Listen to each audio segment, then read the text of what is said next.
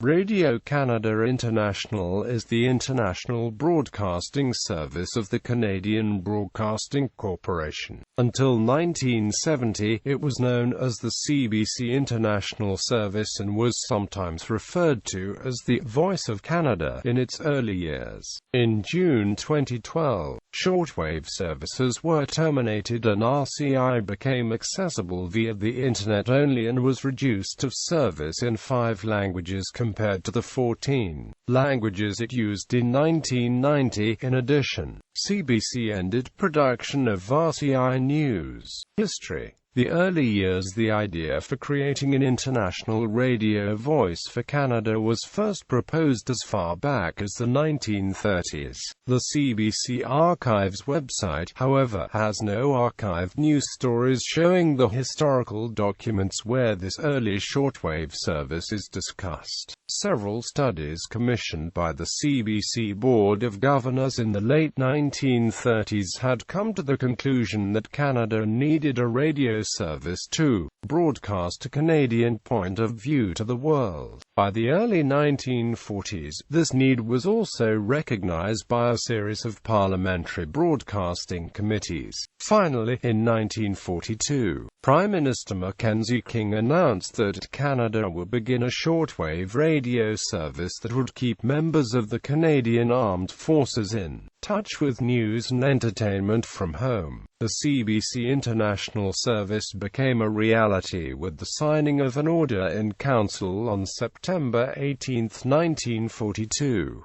By the end of 1944, both the production facilities and the transmitting plant were ready for test broadcasts. These tests, which began on December 25, 1944, were broadcast to Canadian troops in Europe in both English and French. Psychological warfare in German to Europe began in December 1944 as well. The German section was staffed by refugees such as Helmut Blum and Erich Koch and would go on to broadcast denazification programming as well as broadcasts aimed at East Germany during the Cold War. In early 1945, it was announced that the CBC International Service was ready and would go on the air for real on February 25 using the name The Voice of Canada. By 1946, the CBC International Service had expanded to include regular transmissions in Czech and Dutch. Beginning in July, special once-a-week programs were broadcast to Scandinavia in Swedish and Danish and later in Norwegian as well. In November 1946, daily broadcasts started to the Caribbean in English. There were also Sunday night programs broadcast to Cuba, Colombia, Peru and Ecuador in Spanish and to Brazil in Portuguese. Daily Spanish and Portuguese transmissions began on July 6, 1947. At around the same time as the expansion into the Caribbean and Latin America, the CBC International Service became involved with the newly formed United Nations. United Nations broadcasts through the CBC International Service continued until November 29, 1952, when they were transferred to larger shortwave facilities run by the Voice of America. Early Cold War broadcasting. Throughout its early years, the CBC International Service concentrated on broadcasting to Western Europe in the aftermath of World War II. By the early 1950s, several international shortwave stations began to beam programs into the Soviet bloc countries in an effort to circumvent heavy censorship of world news to the citizens. The CBC International Service's Russian-language transmissions were jammed during the 1950s and into the mid-1960s, stopping about 1967. On March 4, 1961, the Danish, Dutch, Italian, Norwegian, and Swedish services were all discontinued. In addition, the German service was reoriented from its previous emphasis on West Germany to focus on East Germany.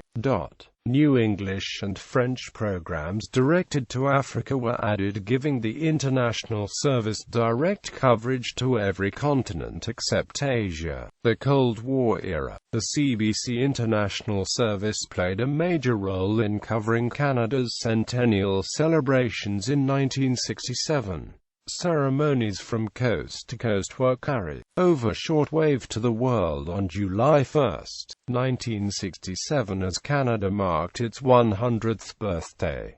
In July 1970, the service was renamed Radio-Canada International. The change took place because it was felt that RCI should have its own identity, separate from the CBC domestic network, even though RCI had just been fully integrated into the CBC system. On November 7, 1971, RCI inaugurated its new 250 kilowatts transmitters, which were 5 times more powerful than the existing units. This significantly improved RCI's signal quality in Europe and Africa. Canada recognized the People's Republic of China in 1971.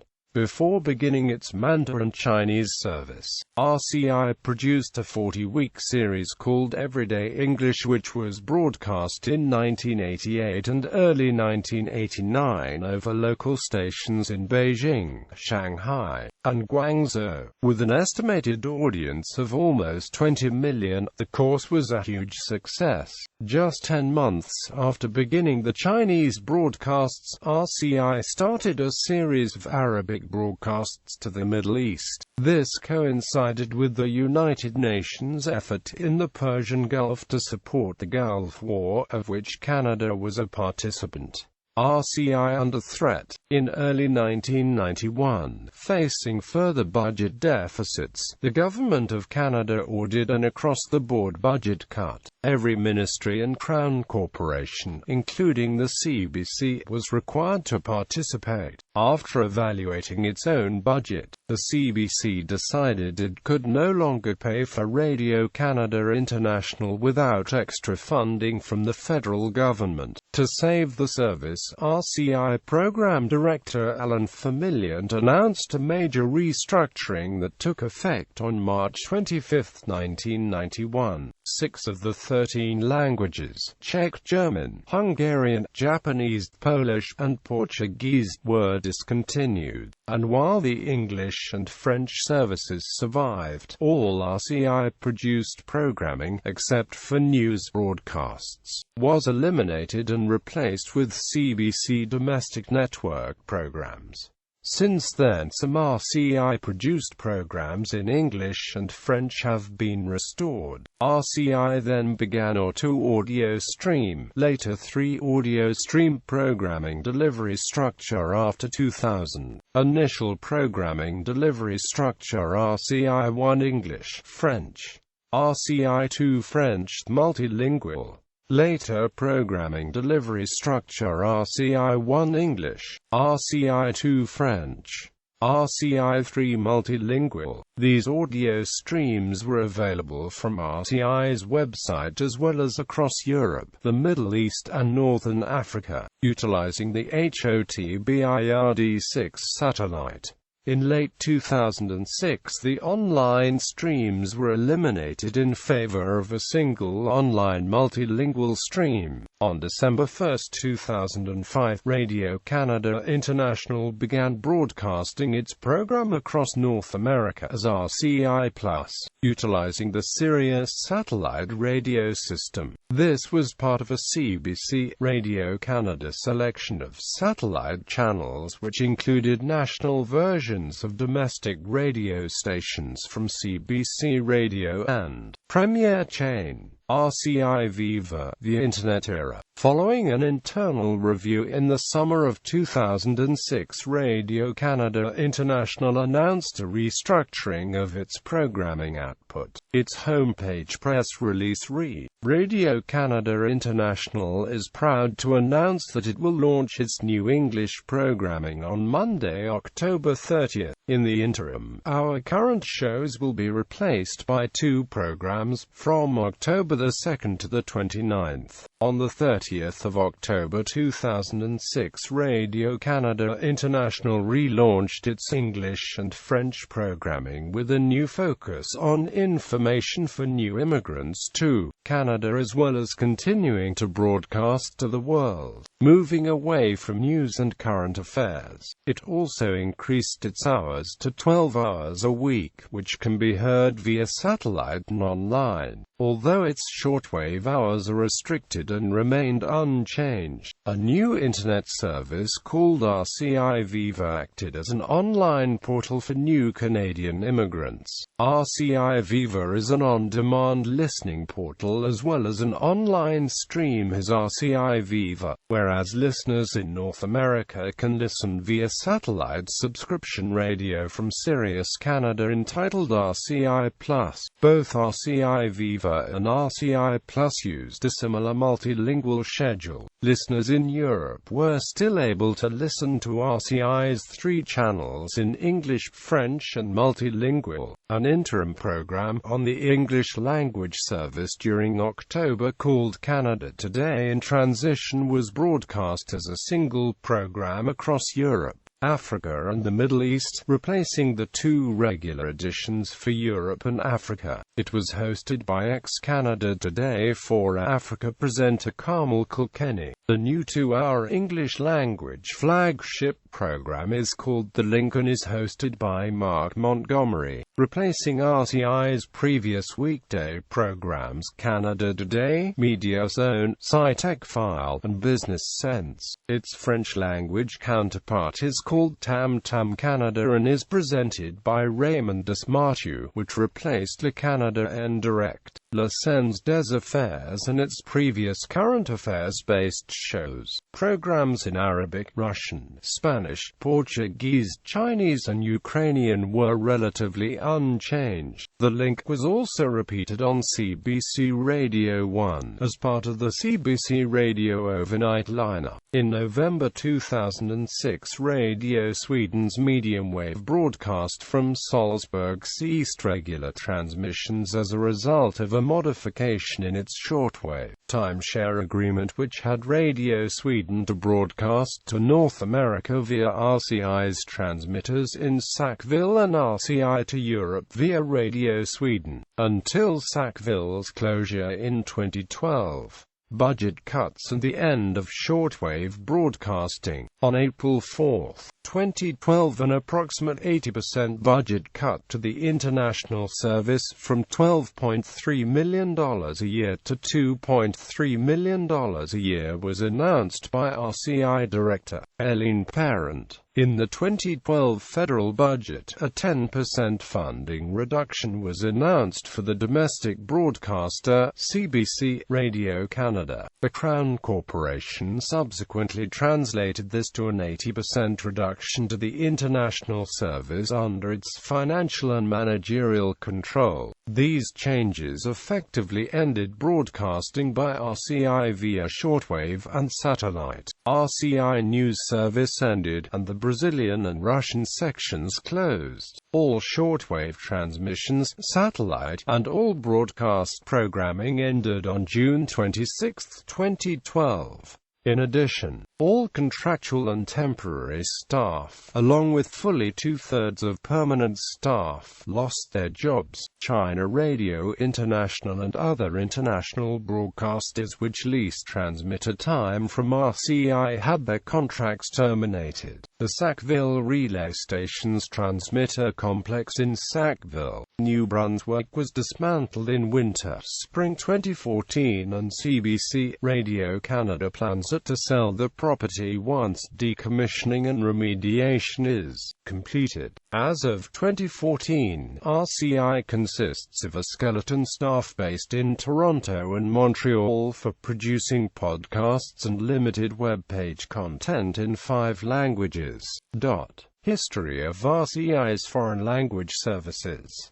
History of RCI language broadcasting services. Source 2012 update station. Interval signal. RCI's interval signal is the first 4 notes of O Canada played on a piano, followed by Radio Canada International pronounced in English, and then French. Prior to the late 1980s, there were two interval signals used. One was the aforementioned piano signal, and the other was the same 4 notes of O Canada played on an autoharp. This second tuning signal was also known as a slewing signal. This slewing signal was used whenever RCI's transmitter beams had to be reversed quickly. The slewing signal was dropped when computer control was added to RCI's transmitter plant in the mid to late 80s. For the late 1970s to the early 2000s, a jazz version of the French-Canadian folk song Vive la Canadienne was used as an additional signature tune. Studios. The main studios for RCI have been in Montreal since RCI was created in 1943-44. RCI as a corporate entity has also been based in Montreal since its inception in the 1940s. Budget figures are in units of millions Canadian dollars. 2003 to 14.2 million CAD per year. 2004 to 14.4 million CAD per year. 2011 to 12.3 million CAD per year. 2013 to 2.3 million CAD per year. RCI's gross cost per Canadian resident was 38 Canadian cents. Hours of programming produced. Note there are 168 hours in a week. RCI's programming production: 1950s 85, 1960s 80, 1970s 98, 1980s 134. In the 1990s, RCI's programming output peaked 1,990 to 195, 1,996 to 175. Transmission network. Satellite signal delivery. RCI's current satellite schedule can be found at http://www.rcinet, California RCIN, Juarez. SHTML, http://www.rcinet, California RCIFR, Juarez.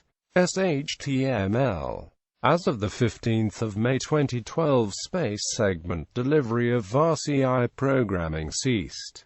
Sackville Relay Station. RCI's parent, the Canadian Broadcasting Corporation, was the owner and operator of the Sackville transmission site, call sign CKCX. RCI's only transmitter site was located on the Tantramar Marshes several kilometers east of the town of Sackville, New Brunswick. RCI leased abated its paired transmission capacity with other international broadcasters. Sackville was the only high-power shortwave relay station in Canada and also transmitted CBC North broadcasts to northern Quebec. The CBC SRC network runs 3 times 1 kilowatt relays of domestic radio. Only one of these relays originated from RCI Sackville. These CBC SRC domestic radio transmitters were not high-power by modern definition. Sackville's Northern Hemisphere transmission targeting capabilities were very similar to the transmission capabilities of Wurtachtal Relay Station. In Bavaria, Sackville was also used by Radio Japan, China Radio International, Voice of Vietnam, BBC World Service, Deutsche Welle and Radio Korea as part of a transmitter time exchange agreement. Sackville had a site layout similar to the Wurtachtal shortwave relay station, with a few substantial differences. Wurtachtal has 3 arms of hours-type antennas that are spaced at ~120 degrees. Sackville Relay Station only approximates this configuration. The Wurtachtal configuration allows for near 360-degree coverage of the world. Wurtachtal exclusively contains hours-type transmission antennas, whereas Sackville does not. Sackville site configuration information supported this comparison with respect to hours-type antenna azimuths. The site at Sackville was originally built in 1938 for CBC local broadcasting over radio station CBA. In 1943, two RCA shortwave transmitters were installed. In 1970, all CBC operations moved to Moncton, New Brunswick. This move was necessary so as to allow new Collins transmitters to be installed. In the mid-1980s, the RCA transmitters were replaced by the three, more modern, Harris transmitters. With the end of Radio Canada International's shortwave service in June 2012, the Canadian Broadcasting Corporation sought to sell the Sackville transmission complex to either another international broadcaster or a wind farm company. According to Martin McCart, director of CBC Transmission, will be fairly costly to dismantle, and as a last resort we would dismantle the facility, return it to bare land as it was when we first acquired that site. On October 30, 2012, the CRTC granted a request by the CBC to revoke CKCX's broadcast license effective November 1, 2012. After failing to receive any bids to purchase the complex, the antennas were dismantled and transmission towers demolished in 2014. Technology. The RCI Sackville facility was an impressive mixture of diverse technologies. The whole facility was controlled by computer automation, which was centralized in the main control room. Frequencies, antennas, and input feeds are switched all according to internationally agreed upon schedules which were renegotiated twice per year with other countries. Sackville transmitter power level breakdown. There were 9 transmitters in operation in 2012. By 100 kilowatts by 250 kilowatts, 3 by 300 kilowatts. The site was capable of utilizing 500 kilowatts transmitters, but the end of the Cold War and improved shortwave frequency coordination made upgrading to 500 kilowatts unnecessary. The newest a.k.a. Brown BOVERI transmitters used a pulse step type modulation. All Sackville AB transmitters had 250 kilowatts output, although there were some newer Thales transmitters that are 300 kilowatts. Thales transmitters could use APDM, the design successor to PSM. All modern Sackville SW transmitters incorporated dynamic carrier control of some kind. DCC caused the carrier level to be automatically reduced when there are lower levels or no audio. During periods of silence, the carrier power was reduced by 50%, so the 250 kilowatts transmitter put out a carrier of 125 kilowatts during audio pauses. This saved otherwise wasted empty carrier power.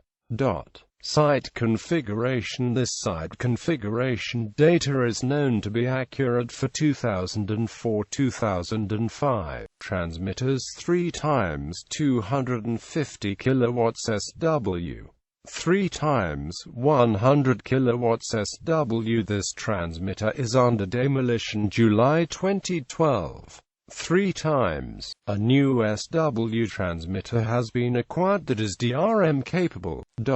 It known that at least one SW transmitter had been outfitted to transmit DRM at this time. Antennas HR4 quarters 1.0, HR4 halves 1.0, HR4 quarters 1.0, HR4 quarters 1.0, HR4 quarters 1.0, HR2 quarters 1.0, HR2 quarters 1.0, HR4 quarters 1.0, HR4 quarters 1.0, HR2 over 1, 0.5. To better understand the ITU-HR antenna notation, see the hours type antennas guide.